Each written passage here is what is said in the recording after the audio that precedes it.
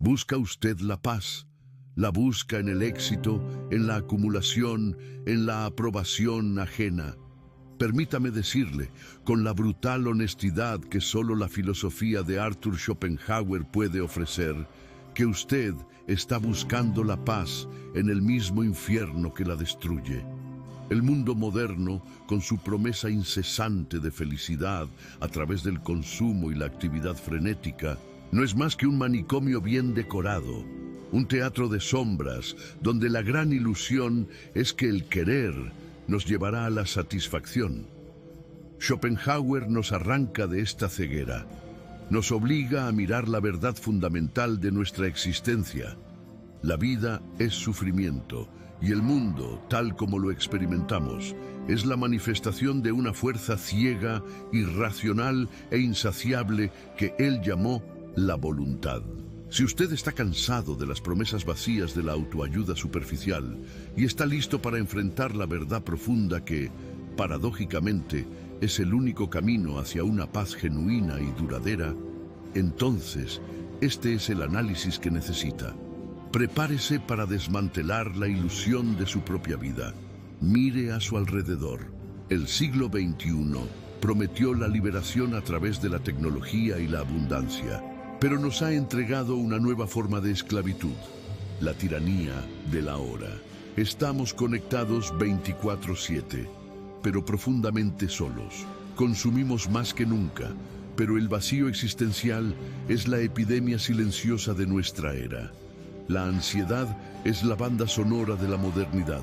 ¿Por qué, a pesar de tener más opciones, más comodidades y más información que cualquier generación anterior, nos sentimos tan fundamentalmente inquietos? La respuesta, según Schopenhauer, es simple y devastadora, porque hemos confundido la vida con el deseo.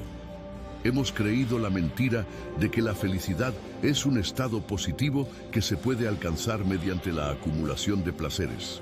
Schopenhauer, el gran pesimista, nos dice que esta búsqueda es la fuente misma de nuestro caos. El mundo caótico no es un accidente, es la objetivación perfecta de una fuerza metafísica que no conoce la paz.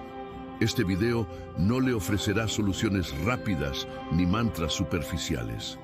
Le ofrecerá la verdad radical de Schopenhauer, una verdad que, una vez asimilada, transforma su relación con el sufrimiento y abre la puerta a una paz que el mundo, en su frenesí, nunca podrá darle. Si usted está listo para dejar de luchar contra el mundo y empezar a comprenderlo, quédese con nosotros. Para comprender el caos que nos rodea y el desasosiego que nos habita, debemos ir más allá de la superficie de los fenómenos, más allá de lo que Schopenhauer denominó el mundo como representación. El mundo que percibimos, los objetos, los cuerpos, las leyes de la causalidad es sólo el velo de malla, la forma en que nuestro intelecto organiza la realidad. Es el mundo tal como aparece para un sujeto que conoce, condicionado por las formas a priori del espacio, el tiempo y la causalidad.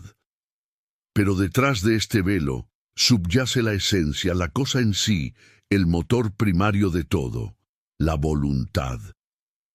La voluntad no es una elección consciente, no es el libre albedrío que la teología y la filosofía popular nos han vendido. Es un impulso ciego, una fuerza metafísica sin propósito ni fin, un eterno e insaciable querer vivir.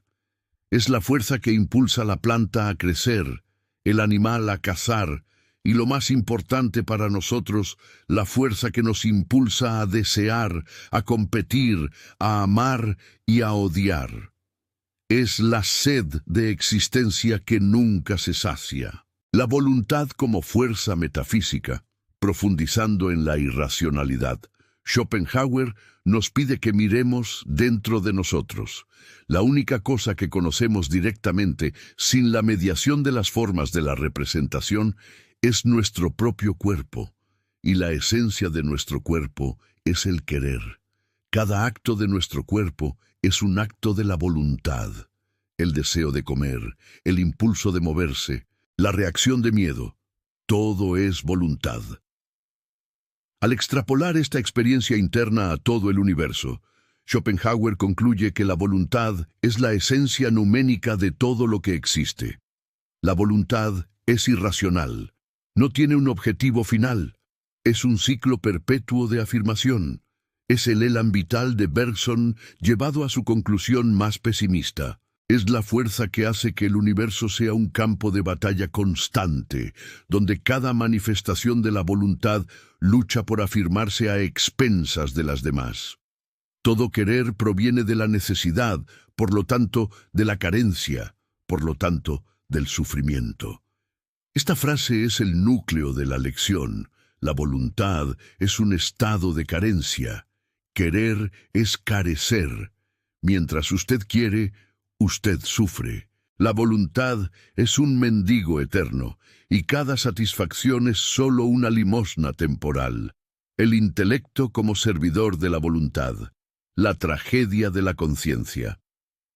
Un punto crucial que a menudo se pasa por alto es la relación entre la voluntad y el intelecto. Contrario a la tradición filosófica occidental que glorifica la razón, Schopenhauer la degrada. El intelecto no es el amo, sino el sirviente de la voluntad. Su única función original es la de proveer los medios para que la voluntad se satisfaga. La razón como herramienta.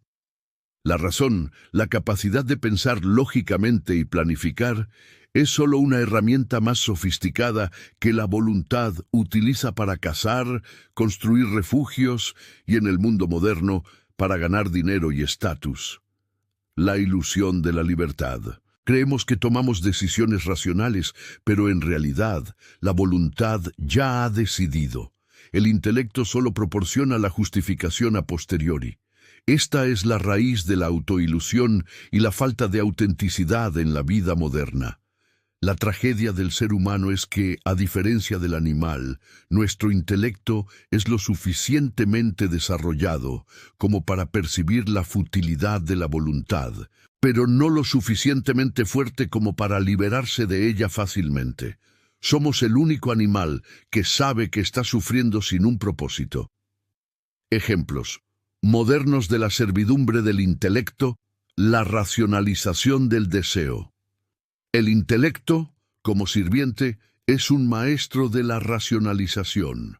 Su función es disfrazar los impulsos ciegos de la voluntad con el ropaje de la lógica y la moralidad. La elección de carrera. El intelecto racionaliza la elección de una carrera lucrativa como pasión o propósito, cuando en realidad es la voluntad manifestándose como el deseo de seguridad, estatus y acumulación. El intelecto se convierte en un abogado que defiende las demandas del cliente, la especulación financiera. El intelecto utiliza modelos matemáticos complejos para justificar la codicia en el mercado de valores. La búsqueda de ganancias ilimitadas es la voluntad en su forma más abstracta y desenfrenada. La búsqueda de conocimiento superficial. El intelecto se dedica a acumular datos y trivialidades para evitar el aburrimiento, que es el momento en que la voluntad se queda sin objeto. La erudición vacía es la voluntad disfrazada de sabiduría, el fenómeno de las redes sociales y el FOMO. La voluntad se manifiesta como la necesidad de pertenencia y la afirmación social. El intelecto, en lugar de cuestionar esta necesidad, se dedica a optimizar la presencia digital, a calcular el mejor momento para publicar, a consumir contenido de forma compulsiva, para evitar la sensación de estar fuera del ciclo de la voluntad colectiva. El FOMO es la voluntad gritando que la carencia de una experiencia es un dolor insoportable. Los grados de objetivación de la voluntad. El conflicto universal. La voluntad se manifiesta en el mundo en diferentes grados de objetivación, desde las fuerzas más simples hasta el ser humano. En cada nivel, la voluntad entra en conflicto consigo misma, lo que Schopenhauer llama la lucha intestina de la voluntad. Fuerzas inorgánicas, gravedad, magnetismo, Electricidad. La voluntad se manifiesta como fuerza ciega. El conflicto se ve en la resistencia de la materia a la gravedad o en la lucha de las fuerzas químicas. Organismos vegetales. La voluntad se manifiesta como impulso de crecimiento y reproducción. El conflicto se ve en la planta que lucha por la luz y el agua contra sus vecinas. Organismos animales. La voluntad se manifiesta como instinto, con un rudimento de intelecto al servicio de la supervivencia. El conflicto es la lucha por la existencia, la cadena alimentaria, la ley de la selva. El ser humano. La voluntad se manifiesta como deseo consciente, pero sigue siendo la misma fuerza ciega. Nuestro intelecto, nuestra razón, no es más que una herramienta sofisticada que la voluntad utiliza para alcanzar sus fines. El conflicto es más complejo. Guerras, competencia económica, luchas internas. Mire a su alrededor. El frenesí de la bolsa de valores. La carrera por el último dispositivo tecnológico, la búsqueda desesperada de una pareja o de estatus social. Todo esto no es más que la voluntad objetivándose en usted y a través de usted. Usted cree que usted quiere ese ascenso, que usted quiere esa casa, pero en realidad es la voluntad universal la que se manifiesta como su deseo particular. La voluntad en el caos moderno. Ejemplos de la afirmación desenfrenada. La voluntad se manifiesta en el mundo caótico de hoy de maneras más intensas que nunca. La tecnología, que prometía liberarnos, se ha convertido en una nueva cadena. Las redes sociales son el espejo perfecto de la voluntad objetivada en la vanidad y la necesidad de aprobación. Cada like, cada notificación es un pequeño triunfo temporal de la voluntad, seguido inmediatamente por la necesidad de un nuevo estímulo. Es un ciclo de adicción al deseo. La voluntad moderna se alimenta de la comparación social y la gratificación instantánea, dos mecanismos que garantizan que el deseo nunca se detenga. Polarización política. La voluntad se afirma en la necesidad de tener razón, de dominar al otro. La política se convierte en una lucha de voluntades ciegas, donde la verdad es secundaria a la afirmación del propio deseo de poder. Consumismo. Desenfrenado. La voluntad se manifiesta como la creencia de que la identidad se construye a través de la posesión. Compramos para llenar el vacío, pero el vacío es la voluntad misma que nunca se llena. El mito del self-made man y la cultura de la productividad. La voluntad se disfraza de libertad individual y autodeterminación, ignorando que el individuo es solo un títere de la fuerza metafísica. La búsqueda obsesiva del éxito personal es la voluntad afirmándose en su manifestación más egoísta. La cultura de la productividad es la voluntad en su forma más insidiosa, donde el valor de la persona se mide por su producción constante, y el descanso es visto como un fracaso moral. Esta es la voluntad que se autoflagela en nombre de un objetivo ilusorio, la búsqueda de autenticidad como nueva vanidad. En la era de la imagen, la voluntad se manifiesta como el deseo de ser auténtico, lo que paradójicamente se convierte en una nueva forma de conformidad y vanidad. El intelecto se dedica a curar una imagen de verdadera individualidad, que no es más que la voluntad buscando una forma más sofisticada de aprobación social. El principio de individuación es la ilusión que nos hace creer que somos entidades separadas, con deseos y sufrimientos únicos. Es esta ilusión la que nos lleva al egoísmo y al conflicto. Schopenhauer nos dice que la paz comienza con la comprensión de que el yo individual es solo una manifestación temporal de la voluntad única. Si esta visión, que desnuda la verdad incómoda de nuestra existencia, resuena con la verdad que usted ya sospecha, considere suscribirse a este canal. Al hacerlo, usted no solo apoya la difusión de estas lecciones esenciales, sino que también se une a una comunidad que ha decidido mirar la realidad de frente, sin las ilusiones reconfortantes que nos impiden alcanzar la verdadera paz. Deje su comentario con su primera impresión sobre la voluntad schopenhaueriana. El sufrimiento no es un accidente en la filosofía de Schopenhauer. Es la sustancia misma de la vida. Si la voluntad es un querer perpetuo y querer es carecer, entonces la existencia, en su núcleo, es dolor. Schopenhauer nos ofrece una de las metáforas más poderosas de la filosofía. La vida humana oscila como un péndulo entre el dolor y el aburrimiento. El mecanismo es simple y brutal. Deseo. El estado inicial es el dolor de la necesidad. Usted desea algo. Este deseo es un dolor, una tensión, una insatisfacción.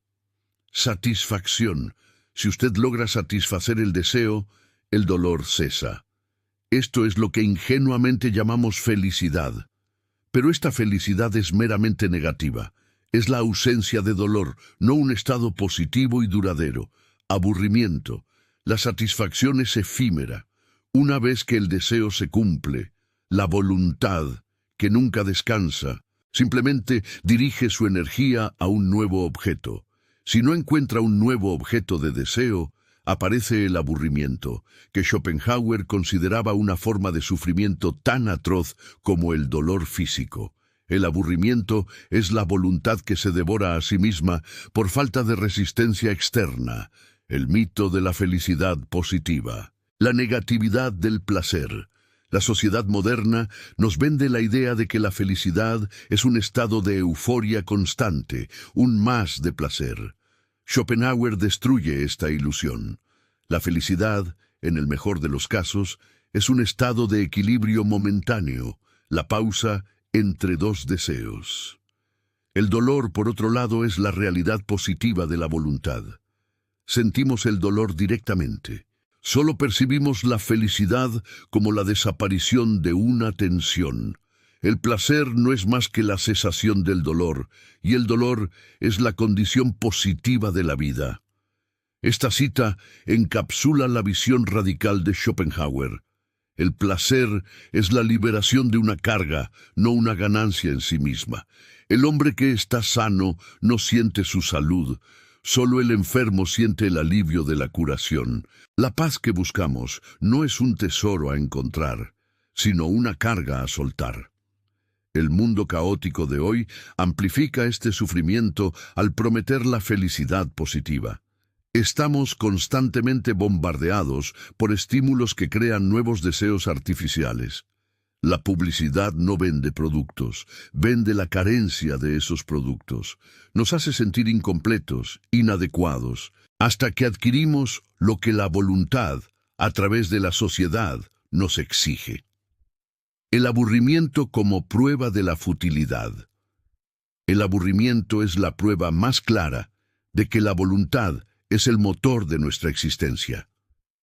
Si la vida tuviera un valor intrínseco, no necesitaríamos buscar constantemente distracciones. El aburrimiento es el grito de la voluntad que no encuentra un objeto para afirmarse. El desplazamiento digital, el scrolling infinito en las redes sociales, el binge-watching de series, la constante necesidad de estímulo. Todo esto no es más que la voluntad huyendo del aburrimiento, buscando desesperadamente un nuevo objeto de deseo o una nueva distracción para evitar enfrentarse a su propia vacuidad. La obsesión por la planificación. La persona que planifica obsesivamente su futuro, llenando cada minuto con actividades, está huyendo del presente, que es el dominio del aburrimiento. Es la voluntad proyectándose hacia adelante para crear nuevos deseos. Ejemplos prácticos del sufrimiento moderno: la neurosis del siglo XXI, la ansiedad y la depresión. La ansiedad es la voluntad proyectada hacia el futuro, el miedo a la carencia que vendrá. La depresión es la voluntad momentáneamente paralizada, el aburrimiento existencial que surge cuando el individuo se da cuenta de la futilidad de sus deseos. Ambas son manifestaciones del sufrimiento inherente a la existencia impulsada por la voluntad.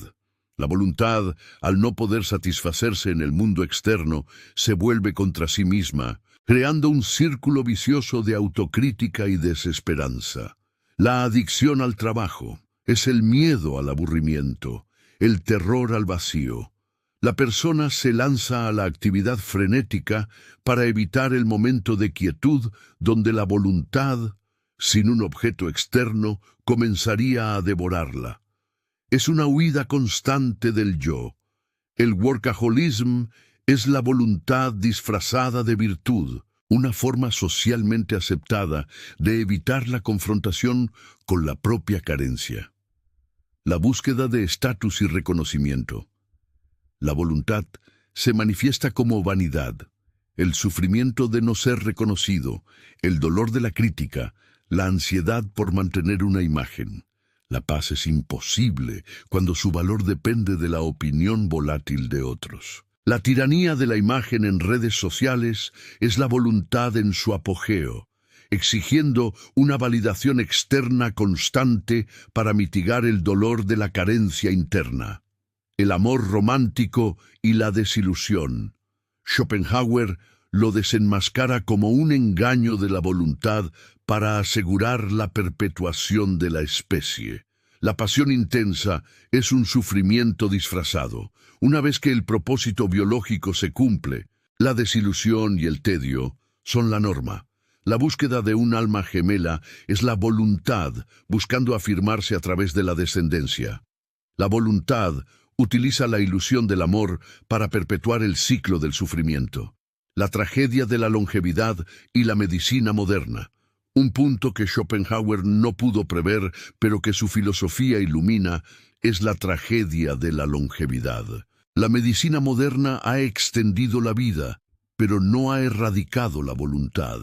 Al prolongar la existencia, simplemente prolongamos el ciclo de deseo y sufrimiento.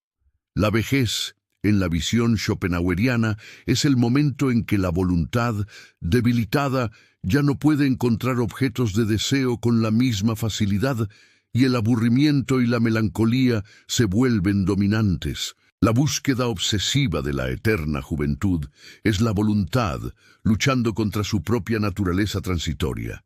La lección aquí es crucial.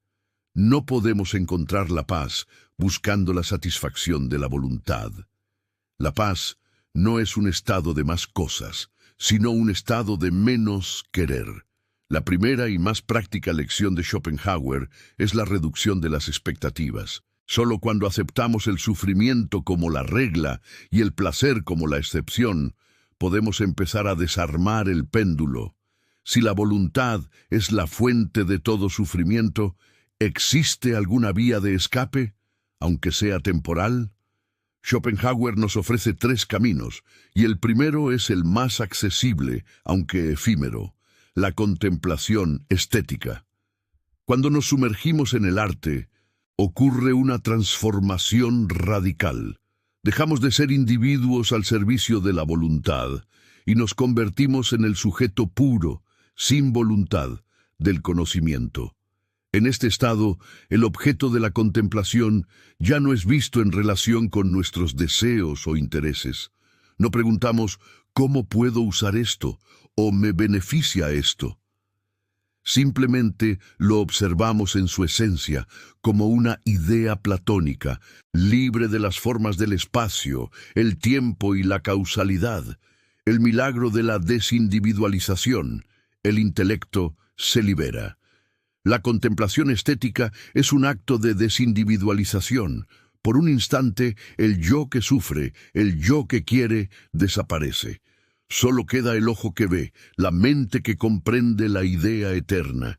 Es una tregua, un sabbat de la esclavitud de la voluntad.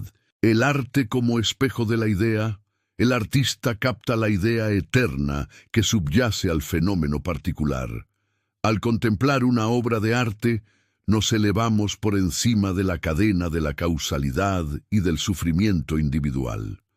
Por un instante, somos liberados de la tiranía del yo que quiere. La música, la objetivación directa de la voluntad. Schopenhauer consideraba la música como la forma de arte más sublime, porque no es una copia de las ideas, sino una objetivación directa de la voluntad misma.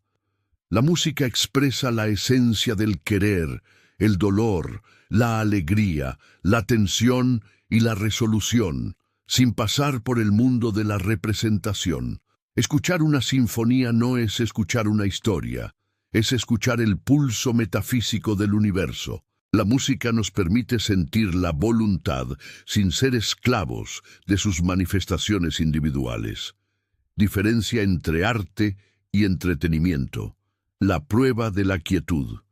Es crucial diferenciar la contemplación estética de la mera distracción. El entretenimiento está diseñado para servir a la voluntad, ofreciendo estímulos rápidos que satisfacen el deseo de novedad y evitan el aburrimiento. El arte genuino, por otro lado, exige la suspensión de la voluntad, exige que el intelecto se libere de su servidumbre y se convierta en un espejo puro de la idea. Aplicación práctica en el caos moderno. El estado de flujo y la cultivación del gusto. La lección de Schopenhauer aquí es que la paz temporal se encuentra en la desinteresada inmersión. En lugar de buscar distracciones que simplemente alimentan la voluntad, debemos buscar actividades que nos obliguen a suspender nuestro querer. El arte de la observación. Practique la contemplación de la naturaleza o de una obra de arte sin juzgar, sin desear, sin planificar, simplemente ser y conocer. El poder de la música. Utilice la música no como ruido de fondo, sino como un portal hacia la esencia de la existencia. Permita que la música lo libere de su individualidad. El estado de flujo.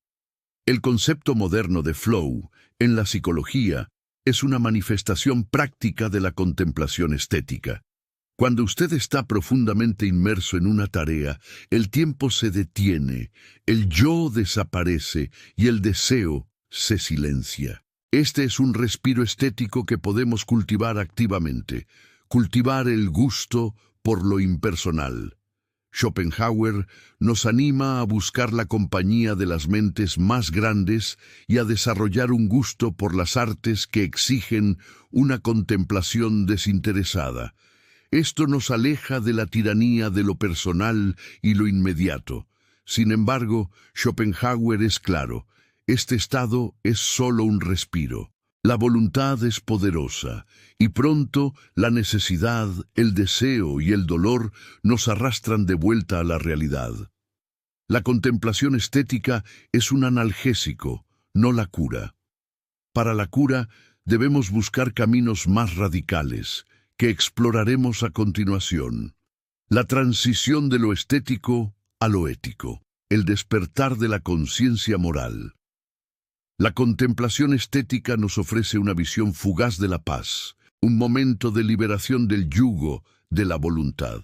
Pero es un estado pasivo, un regalo que el mundo nos da. La voluntad, al final, reclama su dominio. La verdadera transición hacia una paz más duradera ocurre cuando este conocimiento de la unidad esencial de la voluntad, experimentado en la contemplación, se convierte en un principio activo de acción. Es aquí donde el intelecto, liberado momentáneamente, comienza a ejercer su función más noble, la de conciencia moral. El intelecto, al ver que el sufrimiento del otro es su propio sufrimiento, se rebela contra la voluntad. Esta rebelión, este insight metafísico, es el fundamento de la ética de la compasión. El conocimiento se convierte en moralidad.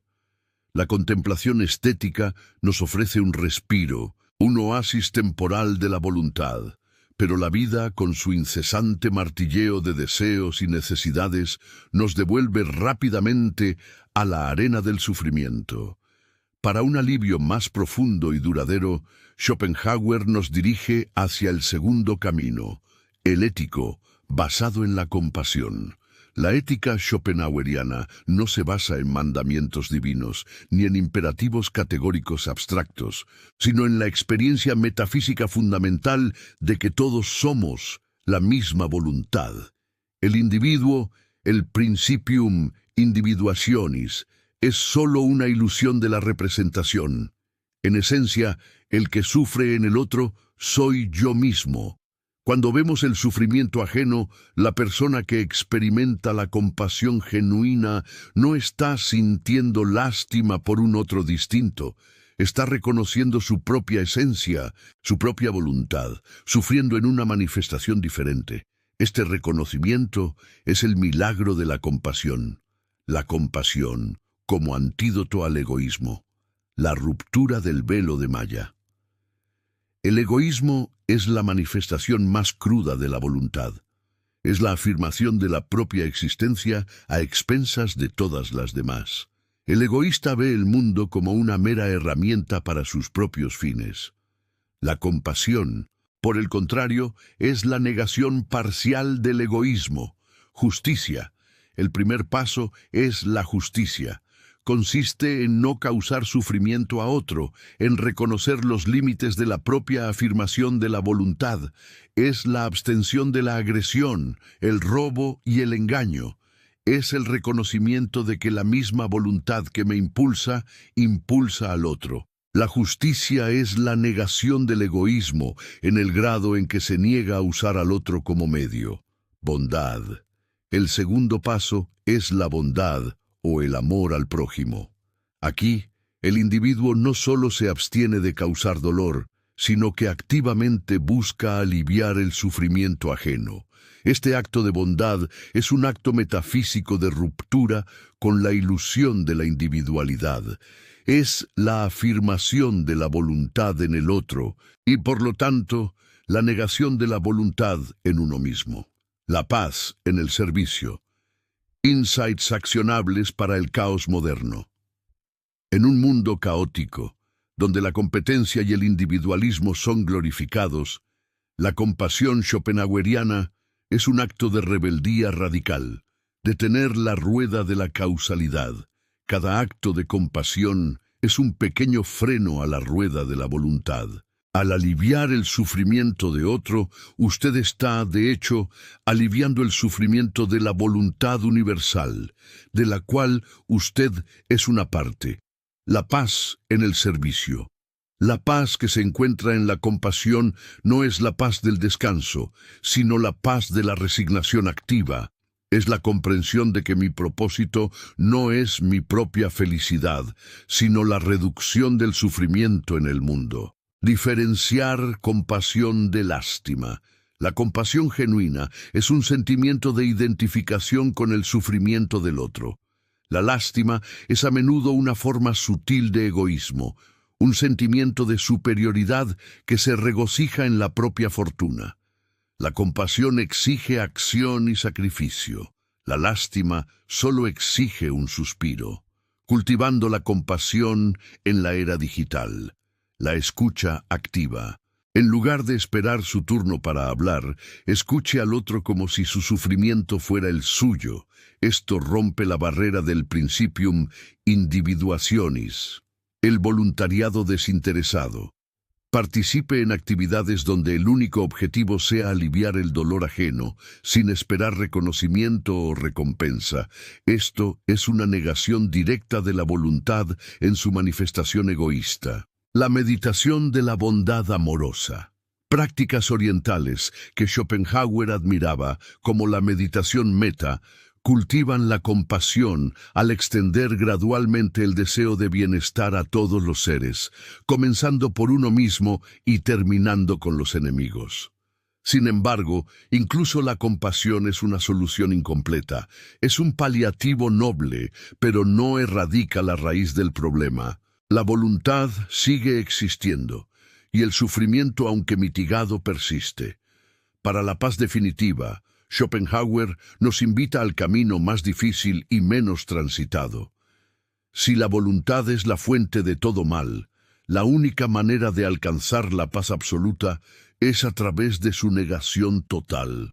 Este es el camino del ascetismo, el tercer y más radical camino que Schopenhauer propone, inspirado profundamente en las filosofías orientales, especialmente el budismo. La negación de la voluntad no es el suicidio, que Schopenhauer consideraba un acto de afirmación de la voluntad. La negación es un proceso lento y consciente de silenciamiento de los deseos. Es la santa indiferencia hacia el propio bienestar, el ascetismo como ruptura con la voluntad, la conversión del intelecto. El asceta ha visto a través del velo de Maya. Ha comprendido que la voluntad es la fuente de su miseria y decide romper el contrato con ella. Esto se logra mediante la renuncia a todo lo que la voluntad exige. Los tres pilares del asceta moderno: la disciplina de la renuncia, pobreza voluntaria. El asceta reduce sus necesidades al mínimo indispensable. Comprende que la posesión no trae felicidad, sino la esclavitud al deseo de mantener y aumentar esa posesión. En el mundo moderno, esto se traduce en el minimalismo radical. No es una moda estética, sino una disciplina metafísica. Es la negación de la voluntad en su manifestación como avaricia y consumo. El asceta moderno practica la suficiencia, rechazando la idea de que más es mejor. Esto implica una reevaluación constante de lo que es necesario frente a lo que es deseado. La paz se encuentra en la libertad de la necesidad, no en la acumulación de medios para satisfacerla. Castidad. La voluntad se manifiesta con mayor fuerza en el impulso sexual, el imperativo de la especie. La castidad es la negación directa de este impulso, el rechazo a participar en el ciclo interminable de la vida y el sufrimiento. Para el asceta moderno, esto puede interpretarse como la sublimación de la energía vital hacia fines puramente intelectuales o artísticos, o una profunda reevaluación de las relaciones humanas más allá de la mera reproducción. Es la negación de la voluntad en su manifestación más fundamental. La energía que antes se dedicaba a la búsqueda de la pareja y la procreación se redirige hacia el conocimiento desinteresado y la contemplación. Ayuno y mortificación. El cuerpo es la voluntad objetivada. Al someter el cuerpo a la disciplina, el asceta busca silenciar la voz de la voluntad que grita a través de las necesidades físicas. Esto no es automutilación, sino un entrenamiento de la indiferencia hacia el dolor y el placer. Es el reconocimiento de que el cuerpo es un instrumento de la voluntad, y al disciplinarlo, se disciplina la voluntad misma. El ayuno intermitente, la práctica de la incomodidad voluntaria, no son fines en sí mismos, sino herramientas para demostrar al intelecto que el cuerpo no es el amo. El estado de quietud, la paz absoluta. El resultado de la negación total de la voluntad es un estado que Schopenhauer describe con cautela, pues está más allá de la comprensión del intelecto, que solo opera en el mundo de la representación. Es un estado de quietud absoluta, de nada para el mundo de la voluntad, pero de todo para el que lo experimenta. Es el nirvana, la cesación del querer, la paz que sobrepasa todo entendimiento. Es la libertad metafísica. Si la voluntad se niega a sí misma, entonces el mundo, que es solo la voluntad, se desvanece en la nada. Esta nada no es la aniquilación, sino la liberación de la forma. Es el estado de paz absoluta que los místicos de todas las tradiciones han buscado. El ascetismo práctico en el caos moderno. Insights accionables para la vida diaria. Usted no necesita ir a un monasterio para practicar el ascetismo schopenhaueriano. Puede aplicarlo en su vida diaria. La disciplina de la atención y la meditación. Practique la meditación no como una técnica de relajación, sino como un ejercicio de suspensión del juicio y el deseo. Observe sus pensamientos y deseos sin identificarse con ellos. Son solo manifestaciones de la voluntad, no su verdadero ser. La meditación es el gimnasio del intelecto, donde aprende a desobedecer a su amo, la voluntad. Al sentarse en quietud, usted confronta directamente el aburrimiento y el dolor de la carencia, y al no actuar sobre ellos, los debilita. La indiferencia activa es la clave. No es que no sienta el deseo, sino que elige no actuar sobre él, observándolo como un fenómeno externo. La aceptación radical y la amor fati. Acepte el sufrimiento como la condición fundamental de la existencia. Deje de luchar contra lo inevitable. La paz no se encuentra en la victoria sobre el sufrimiento, sino en la indiferencia hacia él. Esto no es pasividad, sino una comprensión profunda de la necesidad metafísica. Es la versión schopenhaueriana del amor fati nietzscheano, pero con una resignación más profunda. Amar el destino porque es la manifestación de la voluntad, y al aceptarlo, se comienza a negarlo. La contemplación de la muerte y la vanidad. La muerte es la negación final de la voluntad individual. Al contemplar la muerte, usted relativiza la importancia de sus deseos y ambiciones. Esto no es morboso, sino liberador. La práctica de memento mori es un recordatorio constante de la futilidad de la afirmación de la voluntad. ¿De qué sirve el último modelo de teléfono o el ascenso si la muerte lo iguala todo? El silencio voluntario y la desconexión. En un mundo ruidoso, el silencio es un acto de negación de la voluntad. Practique el silencio diario. Apague las notificaciones. El silencio es el espacio donde la voluntad se debilita y la quietud puede entrar. La desconexión digital no es un lujo, sino una necesidad ascética para proteger el intelecto de la constante estimulación de la voluntad. La dieta de la información y la lectura profunda. La sobrecarga de información es la voluntad manifestándose como curiosidad insaciable. Reduzca su consumo de noticias, redes sociales y entretenimiento superficial. La paz requiere una mente desocupada. En lugar de consumir trivialidades, dedíquese a la lectura profunda de los clásicos, que son las ideas puras de la humanidad. Una forma de contemplación estética prolongada. La práctica de la renuncia y el desapego. Elija conscientemente renunciar a pequeños placeres o comodidades. Un día sin café, un fin de semana sin internet, una semana sin comprar nada innecesario. Cada acto de renuncia es un pequeño triunfo sobre la tiranía de la voluntad. El desapego no es la falta de amor, sino la comprensión de que todo en el mundo de la representación es transitorio y por lo tanto no debe ser objeto de un querer absoluto. La paz, según Schopenhauer, no es la felicidad que el mundo promete, es la libertad de la voluntad. Es el silencio que queda cuando el grito incesante del deseo finalmente se apaga. Hemos recorrido el camino que Arthur Schopenhauer nos ofrece para encontrar la paz en un mundo caótico. Un camino que comienza con la verdad incómoda. La vida es sufrimiento, impulsada por una fuerza ciega e irracional, la voluntad.